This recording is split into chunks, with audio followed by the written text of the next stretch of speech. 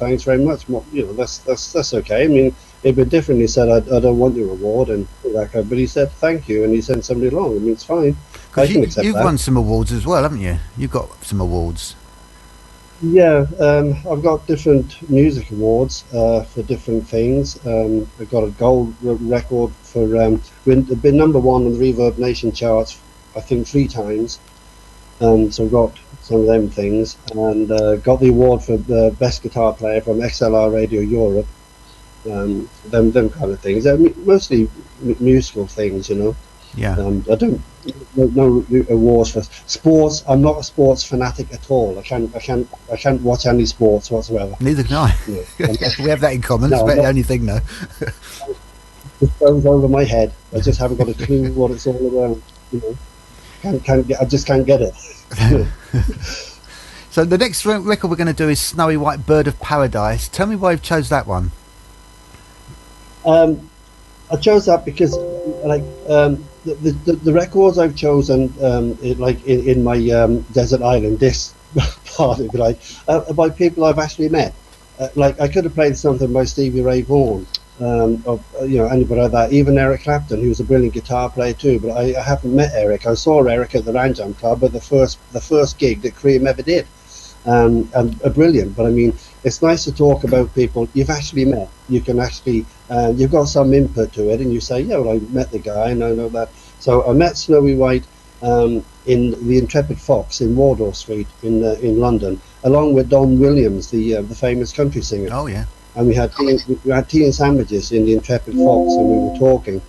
And I was talking to Don about different things. Well, he was talking about his early life and what it was like and things that he was doing. And I said, sometimes I said, I wouldn't mind if we play for nothing even. I like music. I mean, you hear everybody, don't you? Every band you talk to, you'd hear any musician saying, oh, I love music. Oh, I could do it for nothing. I just love it.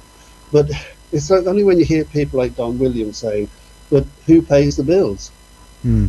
You can't run a van. You've got to buy a van. You can't run a van on nothing, and you've got to pay managers. You've got to pay agents. You've got, there's so much to pay for, and that's only on a small level. And when I worked with the Barrow Knights, thankfully, my good fortune was to fall in with the Barrow Knights because they taught me everything there was to know about business. It's not that you need money. You can, if you're earning money, that's fine. But you need a standard of living as a musician in a band that actually pays for the things you need to do. Like at that time, you could pay something like £600 a day in a recording studio. Well, where are you going to get that from if you're playing for nothing? Well, Hard as it might seem, somewhere along the line, you have to say to somebody, listen, we need paying for what we do, and there's a standard of payment we get. This is what we go out for. We're a £500 band a night. We're a £1,000 band a night. We're a £2,000 band a night. Or we're a stadium band. We need £100,000. Just to turn up. And that's just the reality of the situation. I had the same problem, the same faults when I was younger playing bands. I was saying to people, Don Williams included, but I love music so much I could play. I just go and play for nothing. I just love it so much. Oh yeah. But the reality is, I now know of the things I'm paying for. Put music up on iTunes, having around for like that. You actually need money to play. And when we were touring, I had to have a limit of what we needed to earn that night in order to pay everybody. So you have to have a good idea what you need to make in order to get through the night. And that meeting up with the Barrow Knights and working with them was the best thing in my career.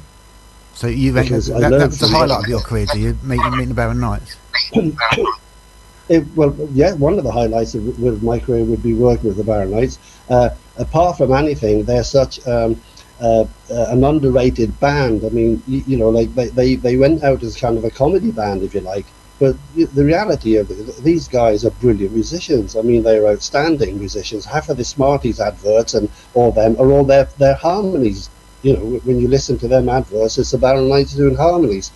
The people couldn't really do. I mean, they were brilliant musicians. And like Peanut Langford is a brilliant guitar player and a brilliant writer. some of the stuff that he's doing away from the Baronites, you know, his own stuff, that is totally amazing. So underrated. Let's do the Snowy White track now, the Bird of Paradise, and we'll have a chat about that afterwards.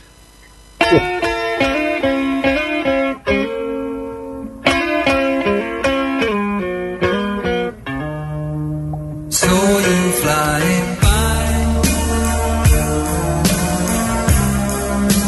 flash of turquoise blue,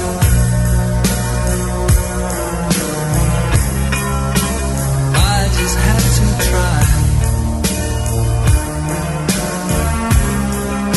to keep your life new.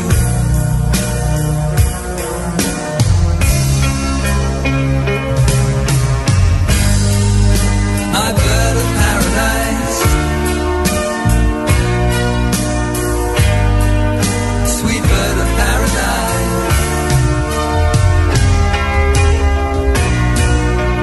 wish that I could fly.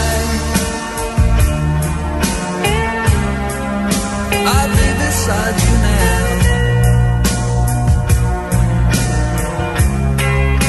but I could only sigh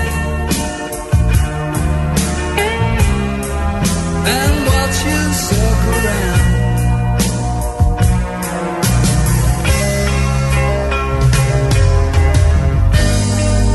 My bird of paradise,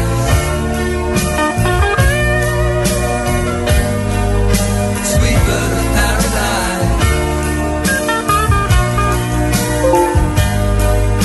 my bird of paradise, sweet bird of paradise, my bird of paradise.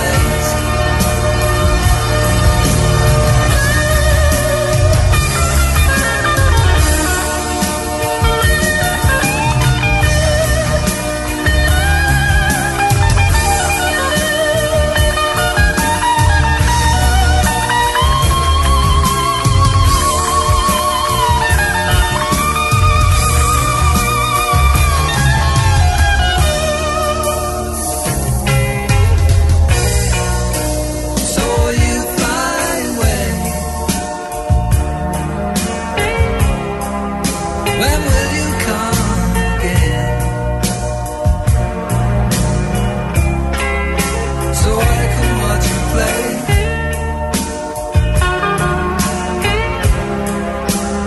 in the pouring rain.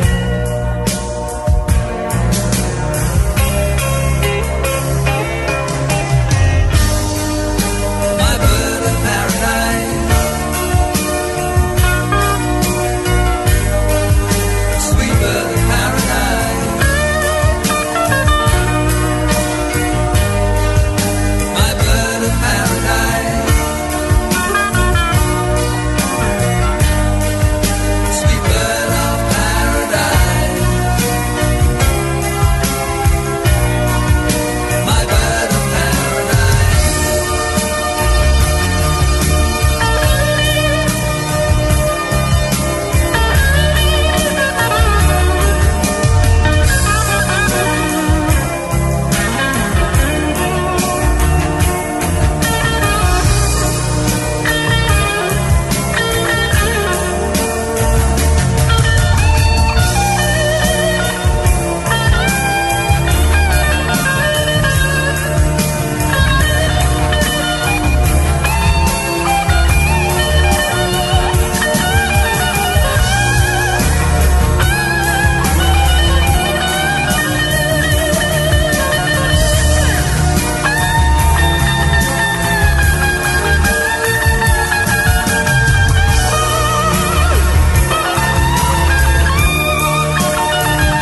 Listening in. A few times, obviously a few years ago, and he always impressed me. The standard is always a good standard. You know, he never lets himself down or anything.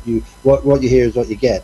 He's a very good guitar player, good writer as well, and a nice person along with it. As I say, I was lucky enough to meet him in the Intrepid Fox in Wardour Street and have tea and sandwiches with him and Don Williams, and two nice guys, two down to earth guys, talking about early days and what they did and everything, and plans that they have.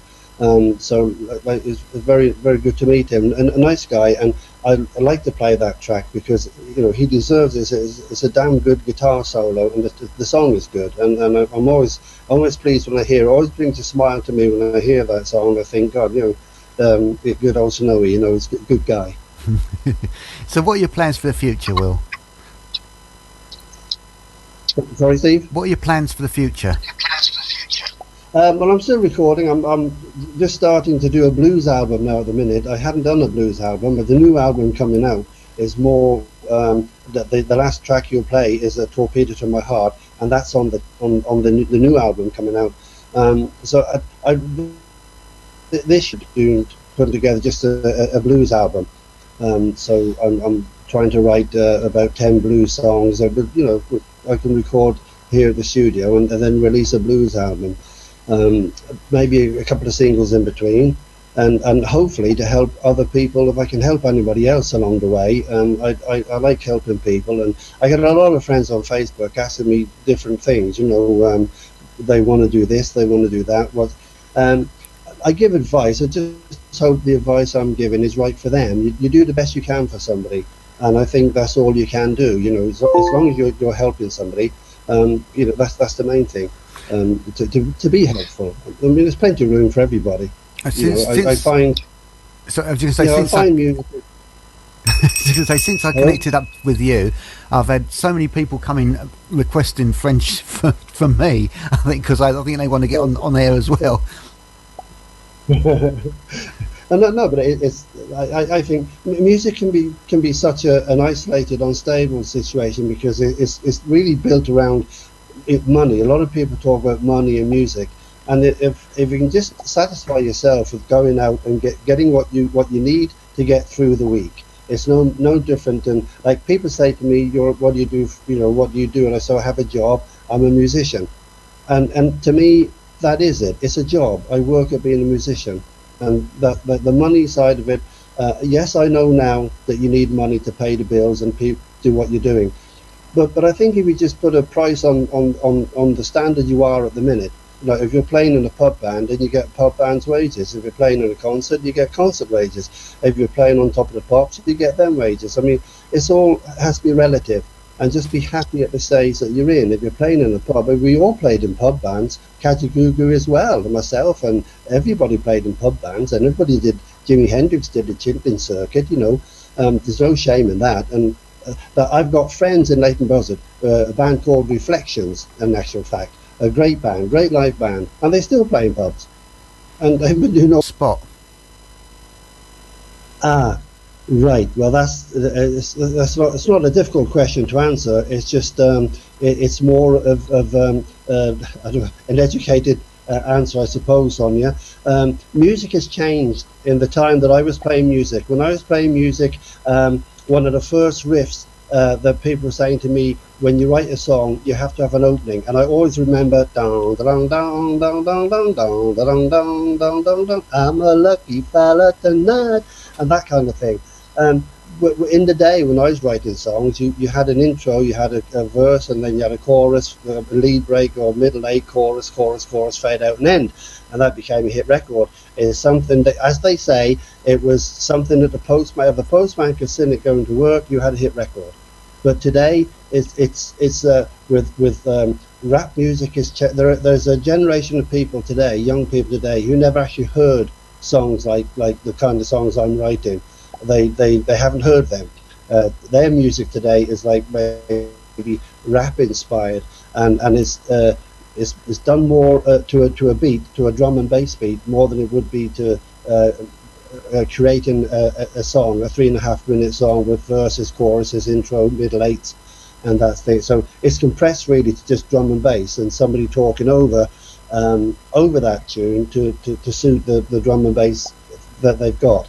The reason they're at number one is because the audience have changed. It's got nothing like, if the audience came back to the Beatles audience, the Rolling Stones audience, that kind of thing, it would all be good. They'd be going number once again. But the audience have changed, so therefore music has to change. So the music that they're making is valid music for today.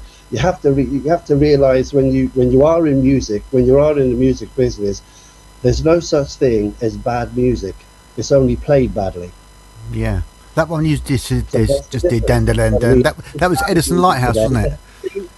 Yeah, the music that's being made today is valid for the audience that are buying that stuff. I mean, like, there are some people who still buy my kind of stuff, and they still buy the Stones, and they buy Paul McCartney stuff, and people like that. You know, there's still not so many, obviously, that there used to be, but today's record buyers, music buyers, would be made up of a younger generation who are clued into that thing in the way.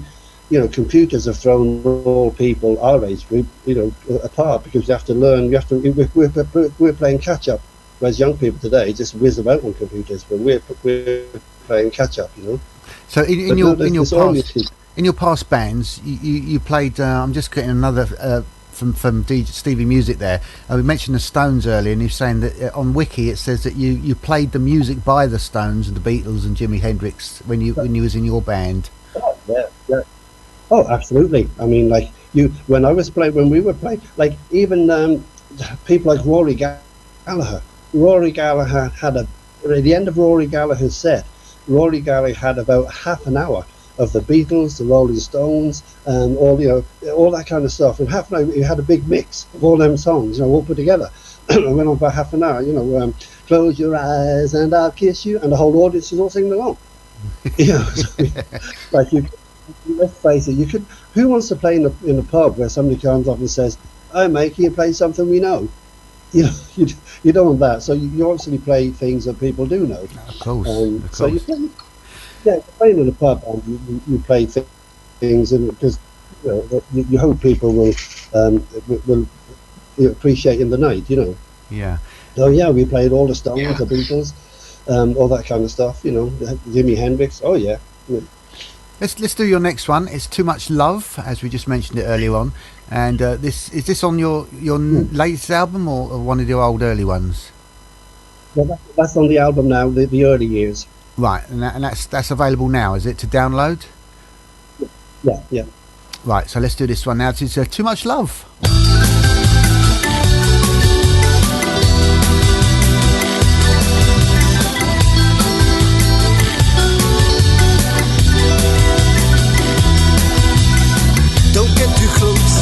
Don't treat me nice, just stay away, that's my advice.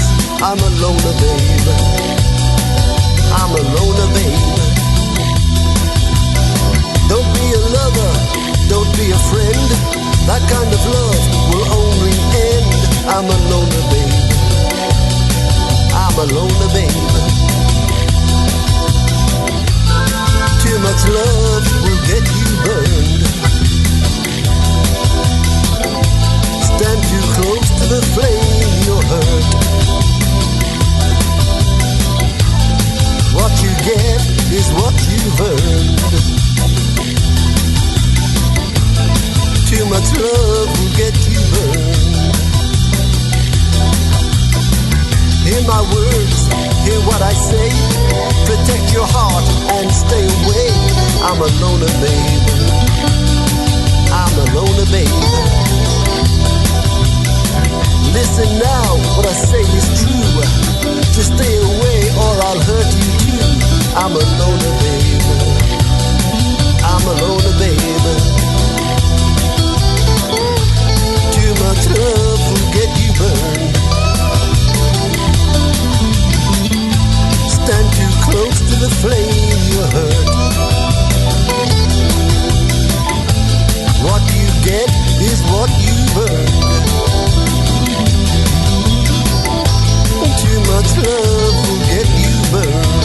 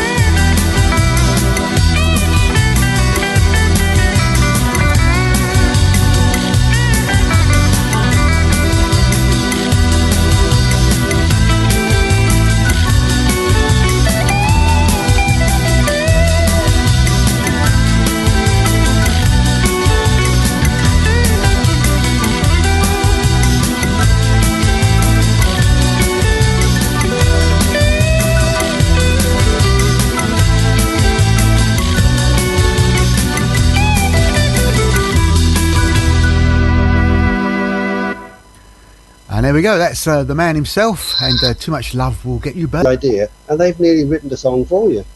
And what about this? This goes, oh, yeah, I got that. And you think, what are you doing there? You know, this is, that sounds great, yeah.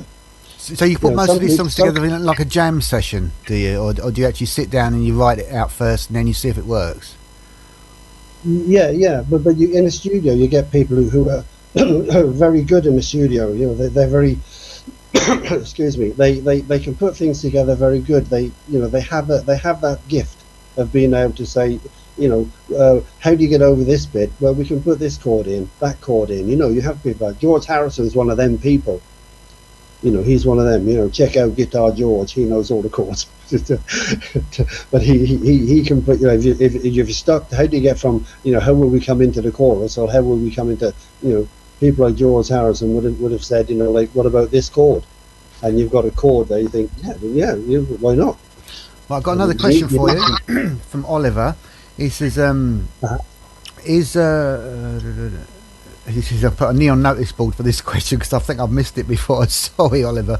It says, Jeff Lynne is my musical hero. He has links with all of the Beatles. So does Will have an opinion of Jeff Lynne? And does he have a favourite ELO Jeff Lynne track or a Jeff Lynne produced song such as You Got It by Roy Orbison? Well, my opinion of Jeff Lynne is the fact that he's just brilliant. I like all ELO songs from the Roy Wood times when Roy Wood and Jeff Lynne started ELO.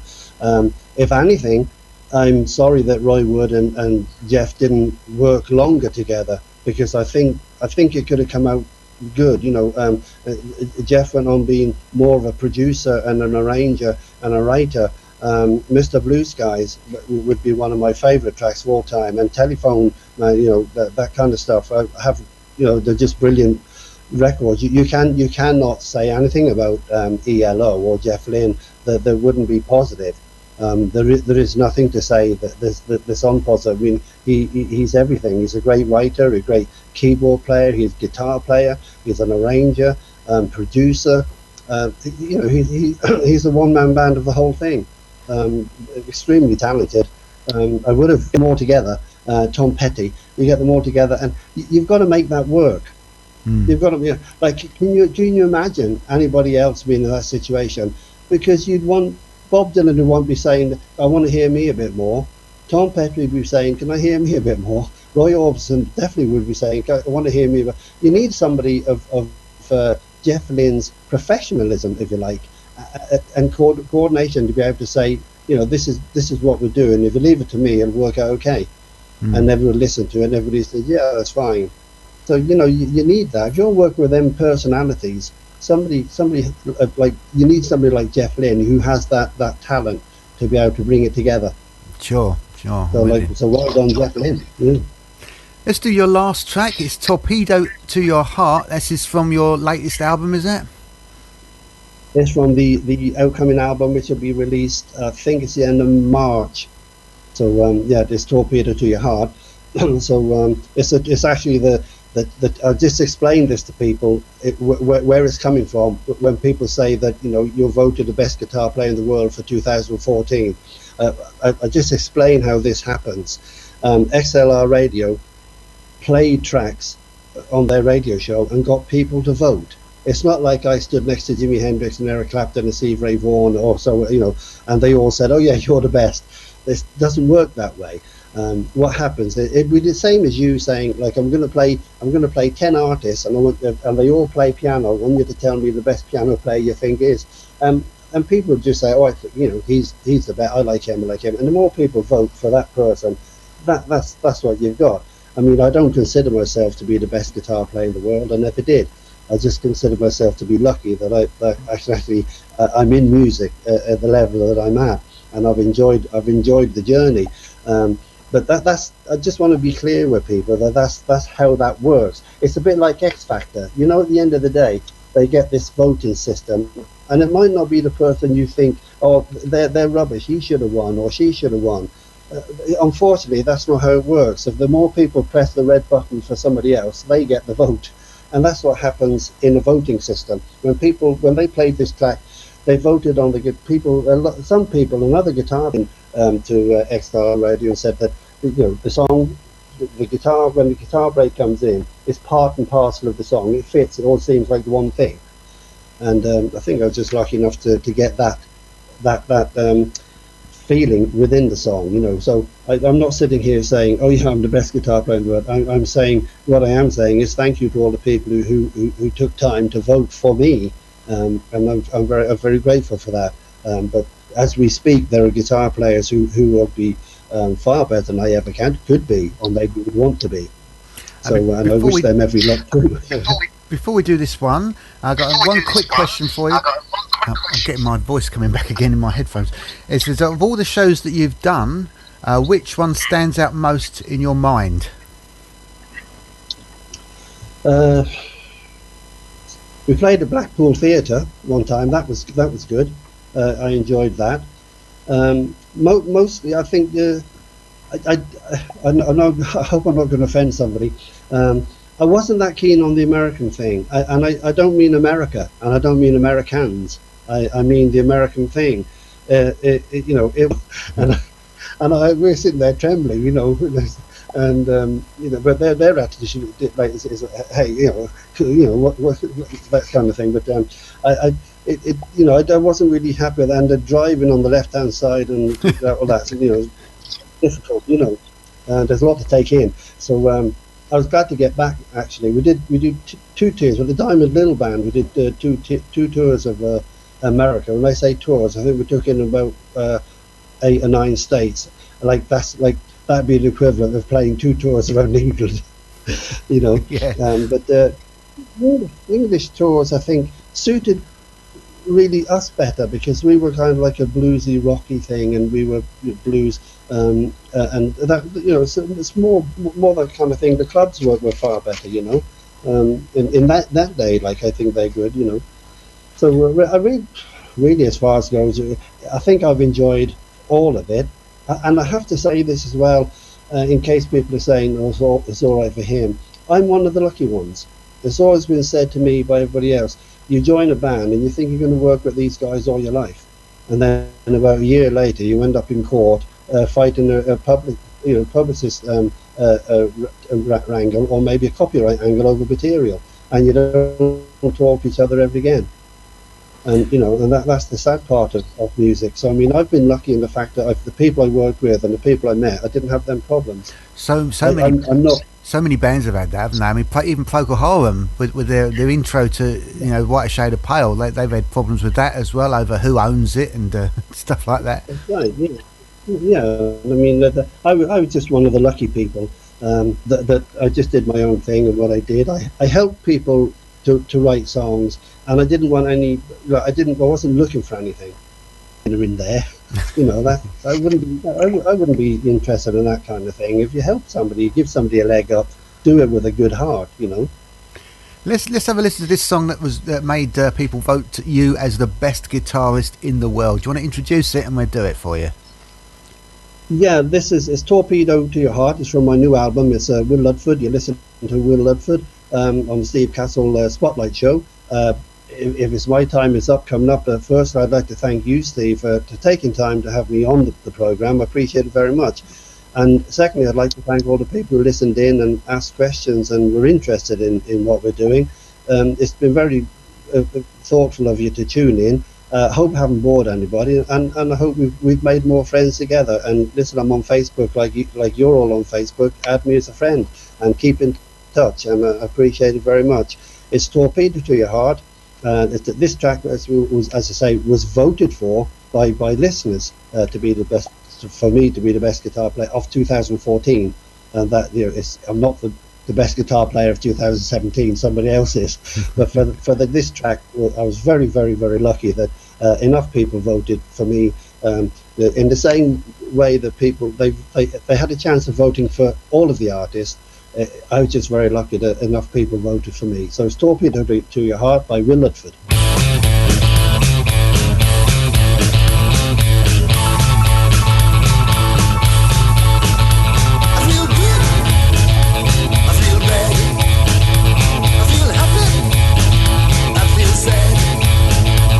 feel nice.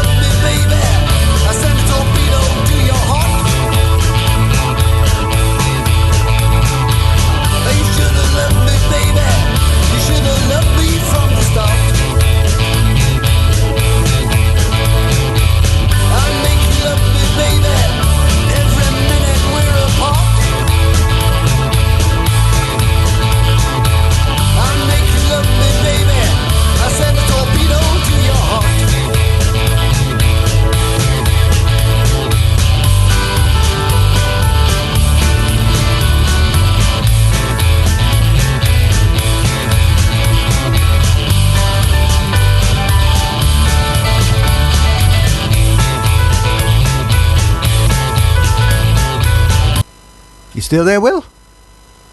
I'm still here, yes, Oh, Steve. Yeah, thank you. That was a Will Ludford, and that's off your latest album. When's that out? It's in March, you say. Is it out? It'll be coming out, being released at the end of March, and it'll be on iTunes and all the usual download shops. You know, Brilliant. the 10 tracks altogether. So the difference in tracks as well. But it's, you know, I hope everybody likes it anyway. They say that's the track that you know. I hope we're not going to get lots of people, you know, writing in and just saying what's good about that. We, you know, as I try to explain to people, it's very important people, from my point of view, realise how a voting system works. If people vote for you, you know, it's a bit like the Brexit thing, isn't it? You know, like 17 million people voted to get out, and not so many voted to stay in, and you have to go with the most votes you get. Of course. And that's, you know, people voted for that track, and, you know, I'm grateful for it, and, you know, I hope all the listeners would agree with me that it's a good song, and I can stand on my own 2 feet, and I can say, you know, hey, listen, I did this. That's good, you know. If you send me the link send me and I'll put the link to it when it's available, and I'll post it on the group and stuff like that, and people can go and download it if they want, if that's okay with you. Oh, absolutely, yeah. When it's released, I give the link, and then people can listen to it, and you know, I just hope that people like it. I'm not asking people to buy it. You know, people buy something they like it and they want it. That's fine. And people buy music for all different reasons, because music is basically a memory bank, and that's what music is. A lot of us, like, people have the same song they played when they got married. You know, if they're out for a night, and you're out for a night and there's a band on, or a one-man band with backing tracks, I guarantee you somebody would come up and say, can you play, you know, so-and-so because they got married to that. Music is a bank of memories. Absolutely. You know, so I just hope people like it, you know. Well, I do. I don't care about anyone else. I do. Well, that's the main thing. I enjoy making music. I enjoy writing music. As you get older, all of your intuitions and your skills of writing and things, they all change, and they adapt to the situation that you're in.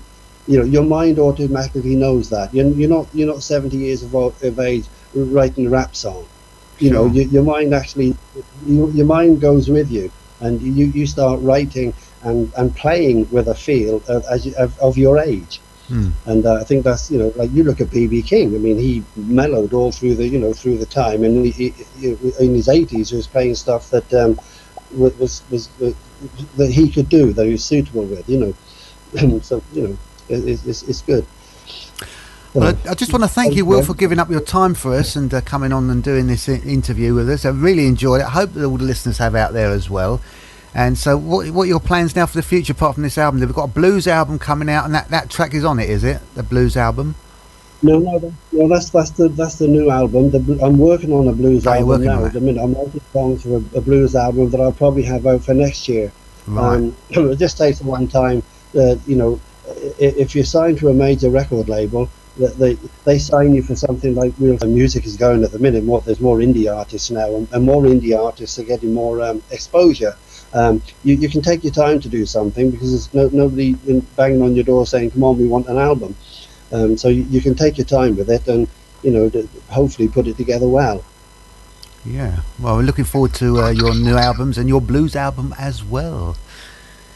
So I just want to thank you very much for being part of this, the Golden Grooves. This has been the Spotlight Show with Will Ludford, and my thank you to you, Will, and we'll be trying to catch some of your music. I'll be playing your tracks throughout this year until we get the new album out as well. I'll be playing tracks from that as well.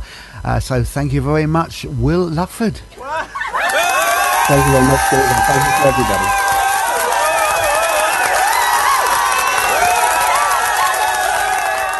We're going into our 80s show, and I think, Will, are you going to hang about for a little while with us and discuss some of these 80s tracks, or do you have to leave?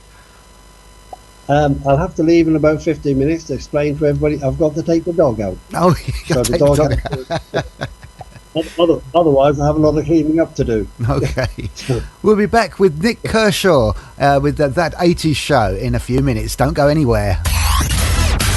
We're knocking the socks off the competition. The competition. Competition. And coming in a winner every hour. On Golden Grooves Radio, we're the best on the net. Ready? Ska, punk, rap, rock, pop, new wave, goth, new romantic, hip-hop. The 80s had it all. It's the 80s all over again. Taking you back to the 80s. Countdown is progressing.